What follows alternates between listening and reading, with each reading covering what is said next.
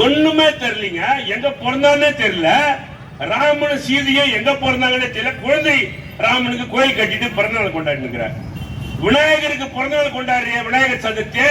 விநாயகரை பெற்ற அப்பனுக்கு எங்கடா பிறந்தநாள் கொண்டாடுறதுல? இதை கேட்டா என்ன தீவிரவாதியா?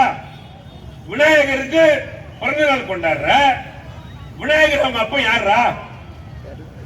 ஏன் அவருக்கு பிறந்தநாள் கொண்டாட மாட்டேங்கிற? அப்பனுக்கு பிறந்தநாள் கொண்டாட பிள்ளைக்கு மட்டும் பிறந்த நாளாம் ரவுடித்தனம் பண்றதுக்கு. எனவே தோழர்களே, இந்த தேசம் இந்து தேசம் அல்ல, இது ஒரு பௌத்த தேசம். பன்னெண்டு காலமாக பௌத்தர்களாக வாழ்ந்த நம்ம பார்ப்பனியம் ஆட்கொண்டு விட்டது. இனி நீங்கள் தேட வேண்டியது பௌத்தம் உண்டு. பௌத்தம் தான் மார்க்சியம், மார்க்சியம் தான் பௌத்தம்.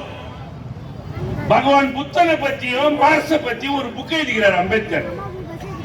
62 வால்யூம் கொண்ட புக்கு அது. அதான் கடைசி அம்பேத்கர் எழுதி முடிச்சுட்டு போன புக்கு.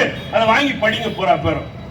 அதுலதான் சொல்றாரு யாரு கடவுள், யாரு மனிதன் அப்படின்னு சொல்லிட்டு தோழர்களே. எனவே வருங்கால கடுமையான காலம் தோழர்களே. நீங்கள் அகதிகளாக்கப்பட்டு விடுவீர்கள்.